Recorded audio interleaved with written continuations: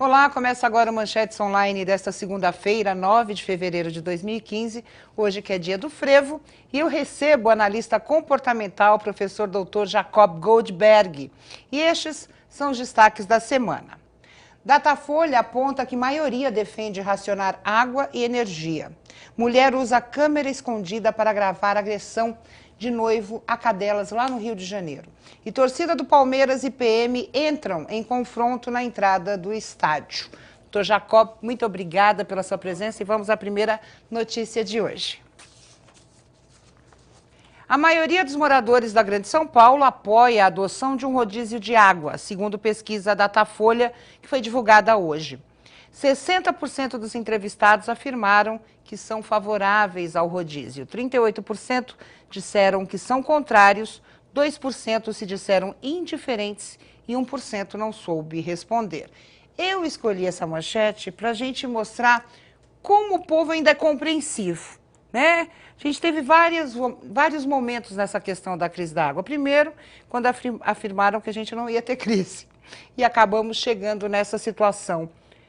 Por que as pessoas, elas aceitam tanto essas situações, professor Jacob? Já que ela paga pela água e deveria brigar pelo fornecimento dela. A sociedade brasileira, e eu creio que isso deveria ser um crédito assinalado em termos de sociologia, de história.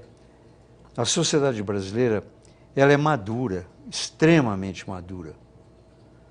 Ao contrário de muitas governanças que não assumem a maturidade de enfrentar os problemas verdadeiros, reais, autênticos, de maneira coerente, consequente. E eu vou insistir na expressão maturidade. O que é o indivíduo maduro? É aquele que é capaz de lidar com as suas frustrações. Uma população que é capaz de lidar com o impacto de uma crise tão séria, tão grave como a da água, correspondendo dessa maneira, é uma sociedade pronta para um regime democrático republicano verdadeiramente plebiscitário e autêntico. Você não acha que é uma sociedade um pouco acomodada? Por que eu digo isso? Porque a gente aceita tudo com muita facilidade, né? A gente vê agora as ciclovias na cidade, um movimento nas redes sociais, as pessoas falando, mas a gente não vê um movimento efetivo para se questionar o porquê. Por que foi feito isso? Que benefício nós vamos ter? E a água é a mesma coisa. Conhecia-se a crise, os governantes disseram, não vai haver nem racionamento, nem rodízio. E nós, bonzinhos, chegamos e falamos assim, pode fazer o racionamento, pode fazer o rodízio que nós aceitaremos. Não é um pouco de comodismo e até cultural a gente aceitar essas situações, professor Jacob? Eu acho que tem duas leituras, né? Tem essa leitura que você está fazendo, que é realmente uma leitura possível, perfeitamente lúcida, mas vamos pensar juntos, vamos refletir juntos com o telespectador. Diante de uma crise tão grave, diante da omissão absoluta e total da governança, que não dá sequer uma explicação lógica de como é a crise, quais as saídas, quais as alternativas, explicações lógicas, não é? Eu me lembro que a explicação... Até nos multa, né? Se você gastar mais, você vai pagar mais. Você vai ter uma multinha aí. Aliás, não tome banho, não beba água. E eu me lembro que a última explicação que eu ouvi era saiam de São Paulo. Bom, sugerir que saiam de São Paulo me lembra uma outra frase que marcou história na época da ditadura. Ame-o ou deixe-o. Mas como assim saiam de São Paulo? Tão de brincadeira. Se sair de São Paulo fosse uma saída, o Brasil paralisa e quebra. A grande São Paulo, de longe, é o elemento essencial da economia, da política e da cultura brasileira. E a gente vê o seguinte, ontem eu recebi um vídeo engraçadinho até, mas esses momentos que são complicados para nós, muitas vezes são usados como até chacota, né? Recebi um vídeo ontem de um nordestino, e ele falando o seguinte, ô paulista, né? Claro, com uma linguagem mais chula, mas mais ou menos dizendo isso, olha, eu tenho água, e abre a torneira, eu tenho isso. Quer dizer, a gente acaba mostrando que São Paulo é também vulnerável. Nós não somos tão fortes e únicos como nós sempre fomos vistos pelo resto do país.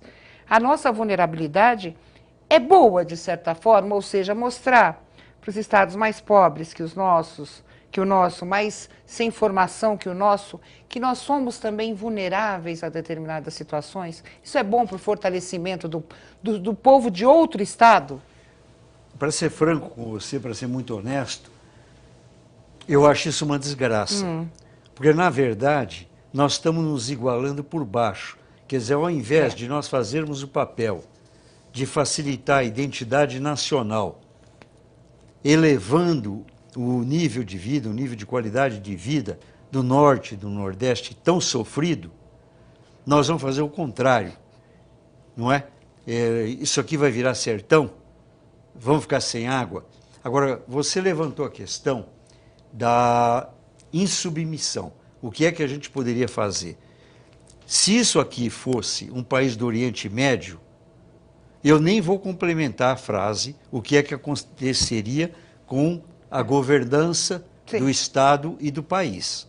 Nós sabemos o que aconteceria. Porque só resta, no desespero, perplexidade, indignação, a revolta. Mas eu endosso e volto para a minha tese. A sociedade é muito mais madura que a governança. Ela está respondendo com alto sacrifício. Ela está disposta a fazer concessão. A questão toda é, os líderes, eles merecem o povo que tem? É essa a questão. Essa tem que ser a nossa reflexão, né, professor Jacob? A gente espera que o povo não sofra tanto com esse racionamento. É claro que eu também me sinto orgulhosa quando vejo a população se colocando nessa situação, mas ao mesmo tempo eu fico preocupada, porque a gente aceitar demais coisas que nós deveríamos questionar e cobrar. Quem sabe isso muda um dia, né? Hoje eu cheguei aqui na redação e meu chefe de reportagem falou assim, você viu um vídeo que publicaram na internet sobre um noivo agredindo as cachorrinhas da noiva? Por que esse comportamento? É o tema da nossa segunda manchete. Vamos lá. 2 vídeos que circularam nas redes sociais no fim de semana mostrando agressões a 2 cadelas na Barra da Tijuca, na zona oeste do Rio de Janeiro, acabaram em instalação de um inquérito policial por maus tratos na 16ª Delegacia. A gente está falando de animal, mas a gente vê muitas vezes vídeos de babás agredindo crianças, de filhos agredindo os pais mais velhos. E nessa questão de maus tratos de animais, por que que uma pessoa agride algo que é tão valioso à outra? Noivo deveria, hipoteticamente falando, ter amor. 2 pessoas que se relacionam têm um sentimento entre elas. Por que agredir algo que a pessoa gosta tanto, professor Jacob? Nesse caso, eu não vi a cena porque eu não gosto, mas as pessoas que viram ficaram chocadas com isso. Eu queria entender esse comportamento. Como é que o senhor analisa um comportamento como esse? Esse comportamento, se a gente quiser usar uma linguagem didática, a gente pode dizer que é terceirizar a sacanagem e a covardia. O sujeito não tem coragem de agredir a noiva, provavelmente com medo, né? Esse medo é muito frequente em pessoas que carregam, deixa eu ver se eu uso a expressão científica correta, ela é meio complicada, mas eu acho que sim. É síndrome de corno. O que é isso? Síndrome de corno. É o sujeito que ele, na verdade, não sustenta aquilo que você disse, que é a relação de amor, de afeto, de ternura com a mulher. Então ele dá pontapé, dá tapa, quebra rádio. É muito frequente o camarada pegar copo, por exemplo, jogar na parede e quebrar, sabe? Porque ele não tem coragem da interação direta com a mulher, no caso. Com medo de reação, com medo provavelmente de ser responsabilizado. É covarde e sacana. Mas, por exemplo... Mas vai ser corno, viu? A mulher... Primeiro questiona o seguinte, como que a mulher aceita um relacionamento desse? Por exemplo, ninguém é perfeito, né? Você já teve seus relacionamentos, tem seus relacionamentos, eu tenho o meu. Mas assim, quando se começa... Olha, telespectador, você viu a maldade, hein? É ela falando de mim, falou no plural. O senhor tem seus relacionamentos e tal. Eu tenho o meu. Tá bom, vai, continua. Você teve, né? Dentro da experiência de vida, é isso. Tá bom. Mas, por exemplo... A pessoa tem condições de, pelo menos, fazer uma avaliação do companheiro e da companheira. Uma mulher que se sujeita a uma situação como essa, quer dizer, poderia ser até uma situação previsível, ou seja, ele é capaz de maltratar os meus cachorros, ou maltratar alguém, ou me bater. Por que a aceitação? É isso que eu questiono. Quando antes eu fiz a brincadeira da síndrome do corno, eu fiz de propósito. Porque ela vai se vingar. Esta é uma advertência para o covarde, machista, que é tão comum na sociedade brasileira. Ele acha que fica impune, sabe? Que ele vai maltratar a mulher e que ela vai esquecer, que ela vai passar um mata-borrão. Não passa, não. De alguma forma, mais cedo ou mais tarde, virá a vingança, porque isso é instintivo da condição humana. Ninguém suporta uma agressão dessa nos seus cachorrinhos de estimação e vai ficar calada, quieta, conformada para o resto da vida. Será, professor? Em algum momento ela pode se rebelar, não necessariamente contra ele, mas contra alguém. Não, mas é contra ele mesmo, viu? Mas, por exemplo, a gente vê no caso de filhos que agridem pais idosos, babás e crianças. Seria o mesmo modo de pensar? O modus operandi é o mesmo. Sim. Quer dizer, o sujeito agride de maneira covarde, agride alguém que é mais frágil. Mas o comportamento seria semelhante, a forma de agredir alguma coisa, alguém? Basicamente, a sua pergunta é boa, né? Basicamente é uma questão de caráter, é uma questão moral. É psicológico também. Existe aí uma dose de sadismo. O sujeito que faz isso é um sádico, né? Sim. Mas é uma questão também moral. Esse indivíduo dificilmente encara uma briga de rua com um sujeito valentão. Não encara. Ele bate nos pais que são idosos ou numa criança porque eles não têm condições de reagir. É aquela coisa, vai bater em alguém do seu tamanho. Ou melhor, não vai bater em ninguém, né, na verdade. Exatamente. Mas, professor, por exemplo, outro tipo de comportamento. Eu não consigo ver esse tipo de cena. Eu não consigo ver maus tratos aos animais, eu não consigo ver violência contra criança, mulher, uma coisa que me agride como pessoa. Agora tem gente que gosta. Você viu? Você... Por quê? Essa mudança... Tem gente que não gosta, porque se sente agredida, que é o meu caso, não gosto mesmo. Choro, né, com muita facilidade em determinadas situações. E vejo outras pessoas... Isso é uma questão de força, assim, a pessoa conseguir aceitar determinadas atitudes e enxergá-las de uma forma mais natural? Você sabe, eu acredito que isso aí está preso a um conceito que eu criei há uns anos atrás. É o mecanismo de tietagem. Acontece o seguinte, tem gente que só tem orgasmo com o corpo alheio. Então, isso explica um pouco aqueles que acompanham por demais é um pouco de sadismo, a vida dos é isso outros. Que você está querendo dizer?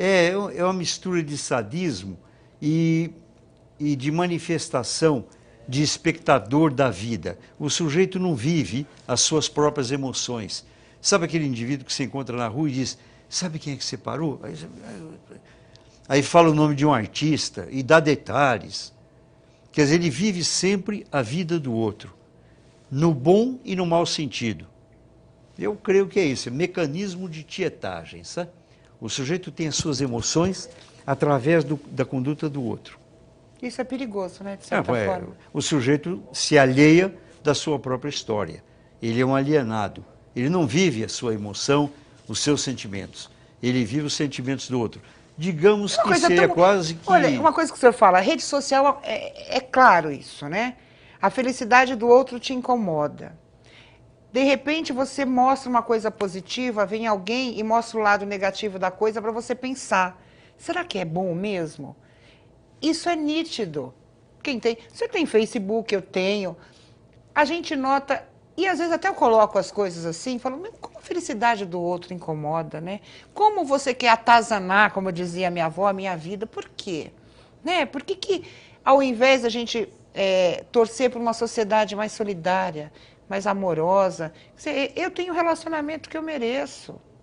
Vá buscar você o relacionamento que você merece. E a gente não vê isso. Eu quero o que é seu.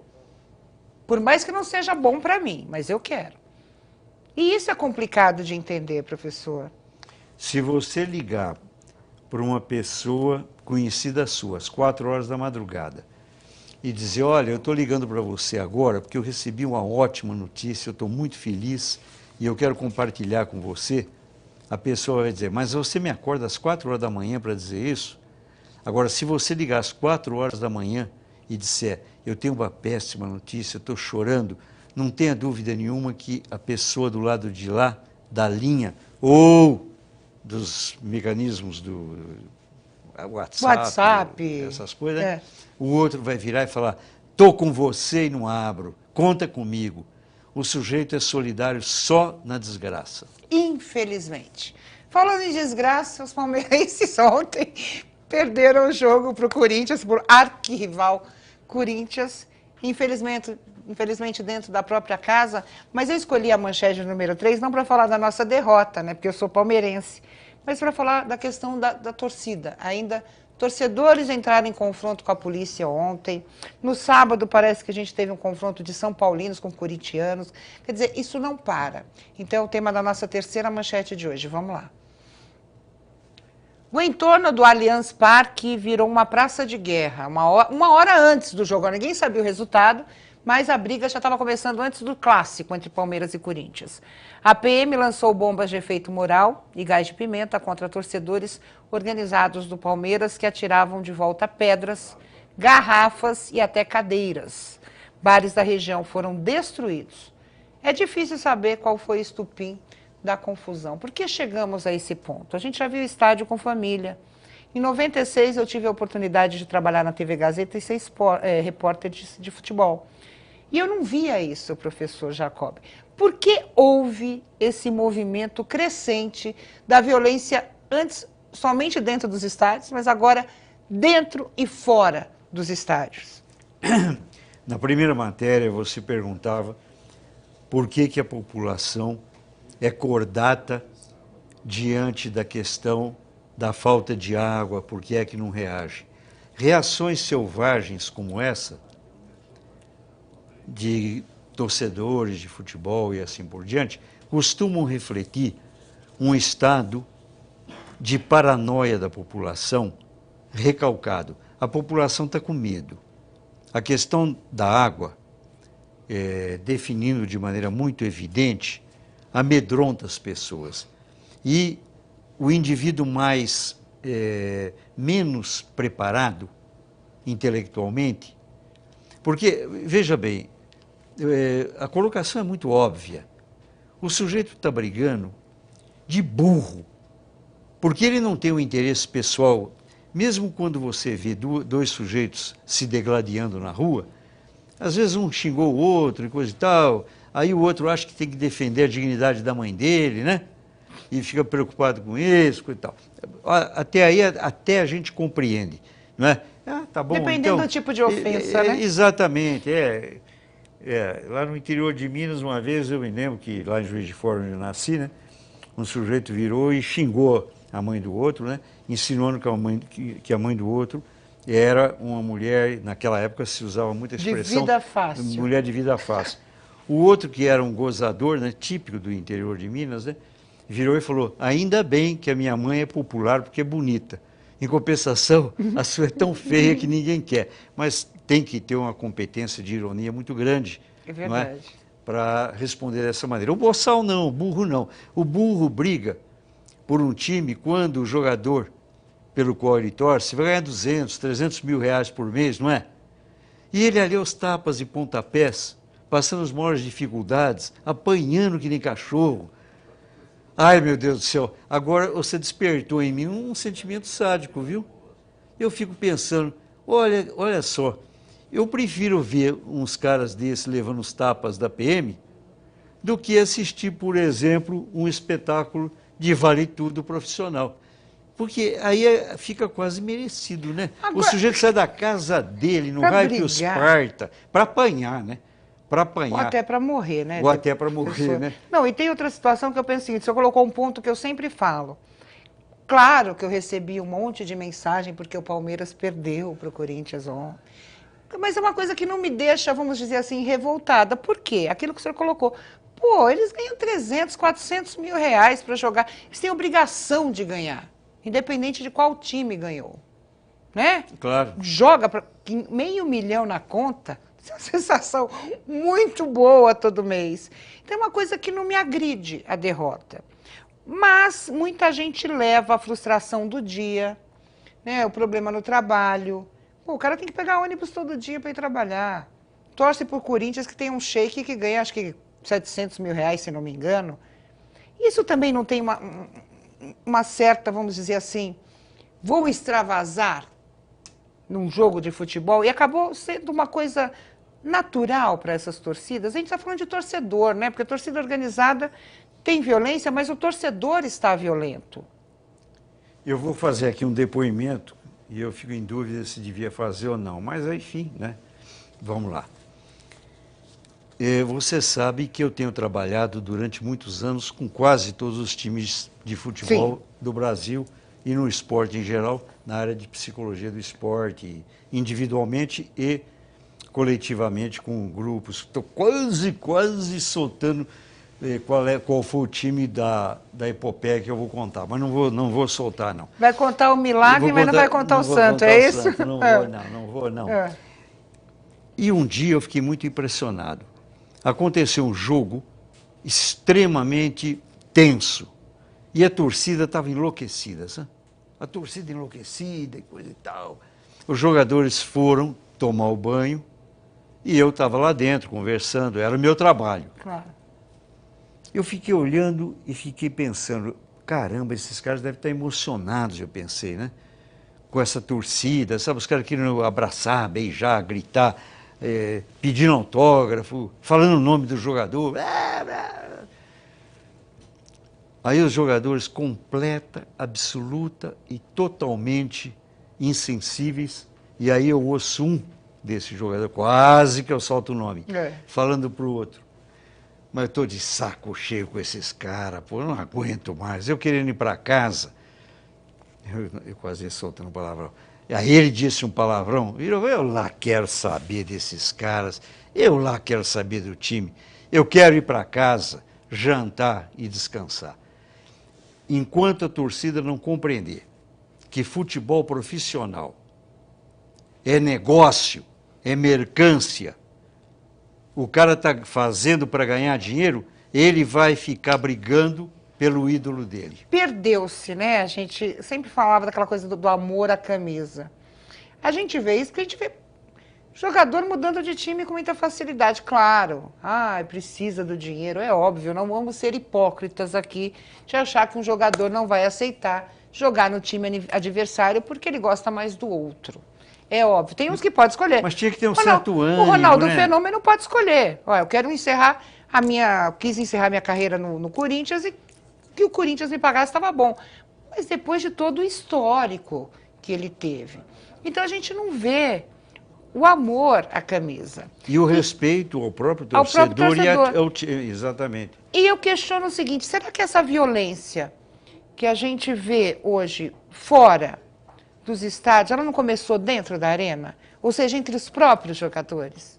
E isso refletiu diretamente na torcida hoje? Ou claro, não? Mas eu acho que é óbvio, quer dizer, na medida em que o esporte deixou de ser uma competição saudável com calor humano e se transformou num show, porque hoje o esporte, em geral, é um espetáculo. É. O sujeito não é mais um esportista, ele é um ator. Ele é artista, né? Ele é um artista. É verdade. Infelizmente. Eu tenho 2 minutinhos, quase 3, eu não posso deixar de falar do carnaval. Não coloquei nenhuma manchete, mas quero... O professor Jacob vai para o Rio, desfilar na Viradouro, já contou pra gente. Eu vou ficar ligada na telinha para ver o professor Jacob de pirata. Combina bem, né? Combina, combina. Quais são as expectativas com esse carnaval? Você acha que o povo está esperando esse carnaval ansiosamente ou dentro dessa realidade que a gente está vivendo aí, só mais um momento de descontração? O carnaval vem perdendo as características, não é? Ano a ano, de uma festa tranquila para se transformar,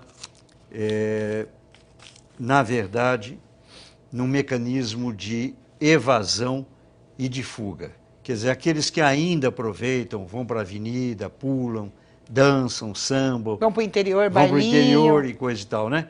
O restante a gente sabe que aproveita para descansar, mesmo porque tudo indica que a perspectiva desse ano é muito difícil, não é? Uhum. Então, o carnaval é o vestibular dessa dificuldade. Agora, vou ser uma traidora, você não devia ter contado que eu vou para o Rio de Janeiro, que eu vou desfilar de pirata da perna de pau.